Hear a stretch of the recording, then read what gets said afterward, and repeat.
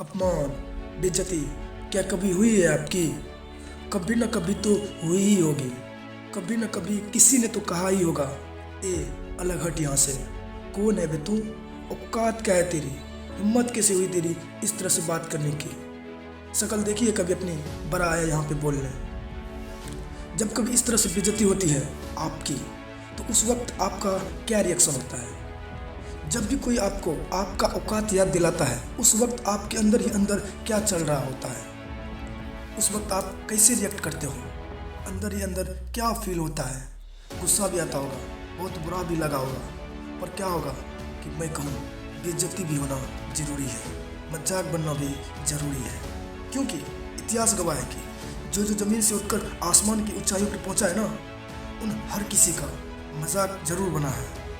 कभी न कभी बेइज्जती तो ज़रूर हुई है, और कई बार हुई है। बात है सन 1999 की, जब रतन टाटा ने अपने पहली passenger car Tata indica launch की थी और शुरुआती समय में ही बुरी तरह से फेल हो गई थी। टाटा ग्रुप्स के सभी मेंबर्स की यही सलाह थी कि इसे फोर्ड कंपनी को बेच दिया जाए, और उसके लिए टाटा ग्रुप की फोर्ड कंपनी के साथ बात हुई, और फोर्ड के जो ऑफिसर्स थे वो भी भारत आकर टाटा के कार डिपार्टमेंट में दिलचस्पी दिखा रहे थे। और उसके बाद रतन टाटा को अमेरिका बुलाया गया, और फोर्ड के ऑफिसर्स के साथ रतन टाटा की एक बैठक हुई, और उन्हें वहाँ पर कहा गया कि जब आपको इसके बारे में पता ही नहीं है तो आपने पैसेंजर कार में कदम ही क्यों रखा। और यही नहीं, बल्कि उसे ये भी कहा गया कि हम टाटा मोटर्स कार बिजनेस को खरीद कर आप पर एक एहसान कर रहे हैं, आप इसे हमारा एक एहसान समझना। और रतन टाटा अपने इस अपमान को घूट कर पी गए। इस घटना ने रतन टाटा को बहुत उदास किया। रतन टाटा ने बदले की भावना में समय गंवाने से ज़्यादा जरूरी समझा अपनी कमियों को सुधारना। उन्होंने अपनी कार सेल्समैन को बेचने का विचार बदल लिया और पूरा फोकस अपने कार बिजनेस में लगा दिया। और कहते हैं समय पहिए के समान घूमता है, और इसी तरह समय पहिए की तरह घुमा, और रतन टाटा की मेहनत ने रतन टाटा मोटर्स को सफलता की ऊंचाइयों पर पहुंचा दिया। एक तरफ टाटा ग्रुप्स के टाटा मोटर्स कामयाब हो रही थी, तो वही दूसरी तरफ 2008 में फोर्ड कंपनी दिवालियापन की स्थिति में आ गई थी। और ऐसे में रतन टाटा के पास बहुत ही अच्छा मौका था फोर्ड को नीचा दिखाने का, लेकिन उन्होंने ऐसा कुछ भी नहीं किया, बल्कि उसके विपरीत उन्होंने फोर्ड की मदद की। और साल 2008 में टाटा मोटर्स ने जगुआर लैंड रोवर फोर्ड को $2.3 बिलियन में खरीद लिया।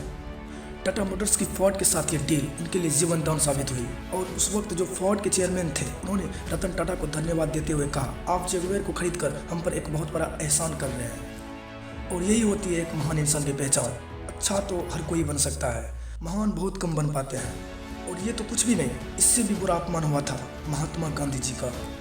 अंग्रेजों ने एक बार गांधी जी को ट्रेन से धक्का मारकर बाहर निकाल दिया था। बहुत बेइज्जती हुई थी। उनसे कहा गया था कि तुम काले इंडियंस डिजर्व नहीं करते हमारे साथ ट्रेन में बैठना।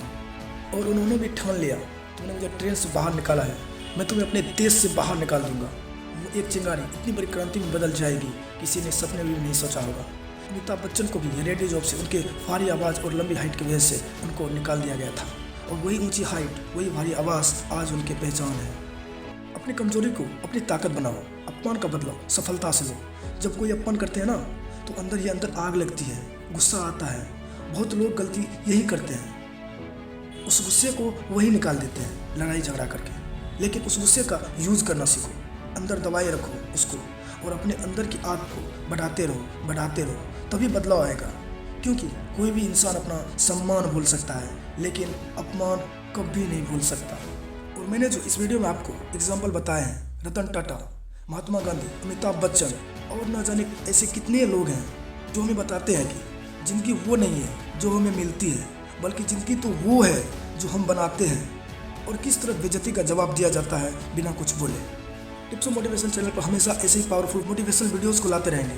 आप लाइक और शेयर करके हमारा हौसला बढ़ाएं, और नई नई वीडियोस को देखने के लिए हमारे चैनल को सब्सक्राइब कर बेल आइकन को भी प्रेस कर दें। फिर मिलते हैं एक नए वीडियो में, तब तक के लिए जय हिंद, जय भारत।